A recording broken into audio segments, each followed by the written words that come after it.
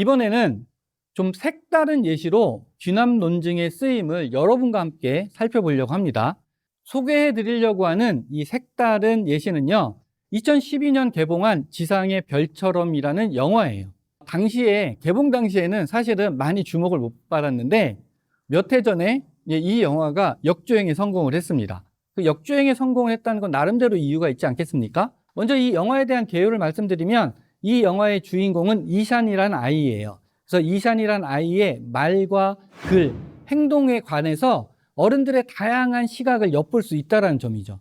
그 많은 여러 장면 중에서 제가 뽑은 두 가지의 장면을 여러분과 함께 살펴보도록 하겠습니다. 자, 먼저 보시는 이 장면은 이샨이라는 학생이 한쪽 구석에 이렇게 뭔가 잘못한 듯이 서 있고 부모님이 교장 선생 앞에 앉아 있습니다. 그리고 마주보는 두 분이 이샨의 과목 선생님들이에요.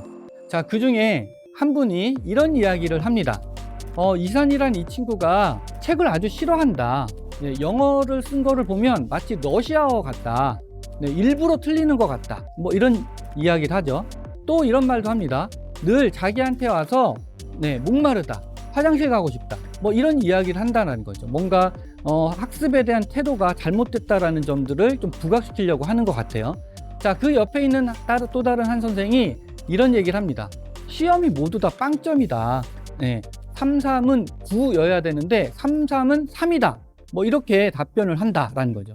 자, 여러분이 두 선생의 말을 듣고 결론을 내야 한다면 여러분들은 어떤 결론을 내시겠습니까? 교장 선생은 두 선생의 이야기를 듣고요. 이런 결론을 내립니다. 이샨이라는 학생은 지능이 낮다. 그래서 우리 학교처럼 정상인이 다니는 학교에는 다닐 수 없을 것 같다. 따라서 특수학교로 가야 한다. 라고 말이죠.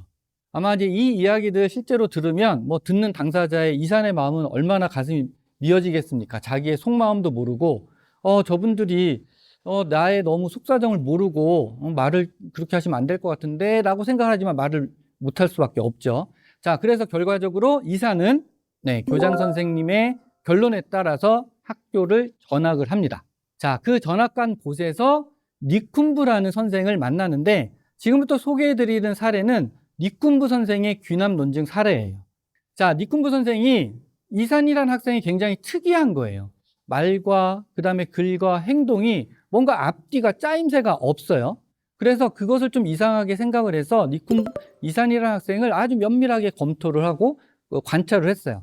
그래서 지금 보시는 이 화면은 니쿤부 선생이 이샨의 부모와 그 형을 만나서 본인이 관찰한 것, 그 다음에 본인이 확인한 사실을 이야기하는 장면입니다.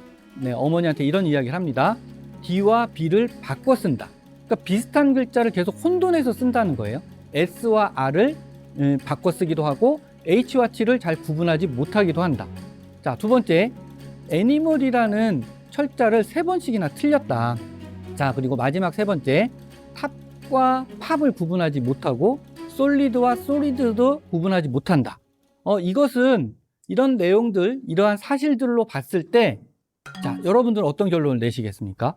니쿤부 선생의 결론은 이샨은 난독증이다라는 결론이었어요. 뭔가 앞서 있는 교장 선생과의 결론과 니쿤부 선생의 결론이 좀 다르다는 걸 느끼실 텐데 두 사례는 분명 귀남 논증의 형식을 띈 건 맞습니다. 교장 선생과 니쿤부 선생의 결론이 달랐을 뿐이에요. 자, 베이컨은 이런 말을 했죠. 관찰한 사실을 토대로 새로운 지식을 이끌어내야 된다. 그래서 교장 선생의 새로운 지식은 전학이었고요. 니쿤부 선생의 결론은 난독증이었어요. 이 두 차이는 어디에서 비롯된 것일까요? 여러분도 한번 생각해 보시면 좋을 것 같아요. 자, 그래서 이 두 사례의 시사점을 한번 정리해 보면 이렇습니다. 교장 선생의 결론은 결과적으로 왓에 대한 성찰이 없었다고 얘기할 수가 있어요. 그 왓에 대한 성찰이 없었다라는 것은 본인이 어떠한 이성이 발현되지 못한 상태로 선입견이나 그다음에 감정 또는 결론을 미리 내놓고 그 논증에 맞춰갔기 때문에 그러한 결론을 낸 것이 아닌가라고 저희가 한번 생각해 볼 수가 있습니다. 반면에 니쿤부 선생 논증은 왓에 대한 성찰이 아주 잘 발현이 됐다고 이야기할 수가 있습니다. 예를 들면 이렇게 시작을 했겠죠. 니쿤부 선생은 이산의 말과 글과 행동이 다른 아이하고 다르다.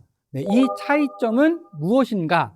이렇게 질문을 통해서 성찰을 했을 테고, 이 성찰은 니쿤프 선생의 이성이 발현이 돼서 이산은 난독증이라는 결론을 이끌어냈다고 볼 수 있습니다. 자, 그러면 저희가 교장 선생과 니쿤프 선생의 두 결론이 문제 해결의 관점에서 갖는 방향성, 그 다음에 기대 효과, 시사점을 한번 정리해 보도록 하겠습니다. 교장 선생의 결론은 지능이 낮다라는 거였어요.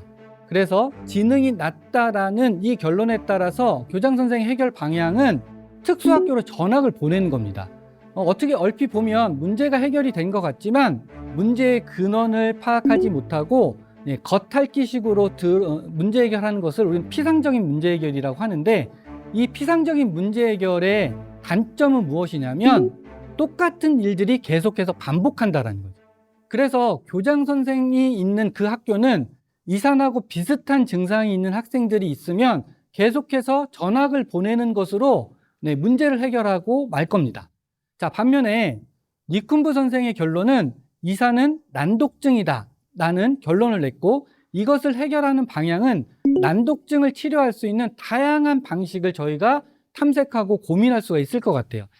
인간적인 치료, 물리적인 치료, 심리적 치료, 그 중에서 가장 이산에게 최적화된 치료를 찾아내 나가는 문제를 본원적으로, 근원적으로 해결함으로 인해서 다시 재발되는 것을 방지할 수가 있는 거죠. 사실 저희가 추구하는 문제 해결의 방식은 교장 선생의 방식이라기보다는 니쿤프 선생의 이 방식이 저희가 해 나가야 될 문제 해결의 방식이고, 그것 또한 일처리의 방식이다. 이렇게 이해를 해주시면 좋을 것 같아요. 자, 그래서 니쿤프 선생의 이러한 문제 해결의 방식은 아리스토텔레스의 논증, 그 다음에 프랜시스 베이컨이 이야기하는 인간을 이롭게 하는 귀납, 이 두 가지의 내용이 잘 담겨져 있는 사례다라고 얘기할 수가 있습니다. 베이컨은 이런 말을 남겼죠. 모든 자연현상은 인간을 이롭게 하는 데 써야 한다. 그래서 그 이롭게 하는 논리는 귀납법이다. 이런 이야기를 했는데, 그 이야기를 여기에 빌어서 쓰면 니쿤프 선생의 그 논증은 귀납적으로 문제 해결을 했다고 이야기할 수도 있을 것 같습니다. 따라서 문제 해결은 인간을 이롭게 하는데 써야 한다. 그 다음에 인간을 이롭게 하는 이 문제 해결은 바로 논리를 익혀야 하는 목적이고, 그 다음에 나아가서 취업을 통해서 저희가 이루고 싶은 일의 목적이라고 다시 한번 이야기할 수도 있을 것 같습니다. 이것은 어떤 걸 의미하냐면, 저희가 취업 활동뿐만이 아니라 일을 하는 데 있어서 많은 목적을 달성하기 위해서 많은 노력들을 하는데, 그 목적을 달성하는 데 있어서 건강하고 좋은 논리는 목적의 건강성 또는 목적을 내 삶과 연결지어서 보다 나은 삶을 만들어 나가는 데 있어서 굉장히 중요한 작용을 한다라는 말로 이번 시간을 마무리할 수가 있을 것 같습니다. 경청해 주셔서 고맙습니다. 논리적 문제 해결을 위해 필요한 논증. 아리스토텔레스의 두 논증, 연역과 귀납은 논리적인 말과 행동을 이끄는 열쇠다. 그리고 이에 더해 새로운 방법론을 제시한 프랜시스 베이컨. 관찰과 실험을 통해 증명된 사실만을 지식으로 결론을 내는 귀납적 방법론은 연역 논증의 한계를 뛰어넘으며 과학 발전에 이바지했다. 세심한 관찰과 실험은 비단 과학에만 필요한 것이 아니다. 면밀한 관찰과 분석 없이 내린 성급한 결론은 또 다른 문제를 낳기도 한다. 현명한 문제 해결을 위해선 이성으로 성찰한 논증의 과정이 필요하다.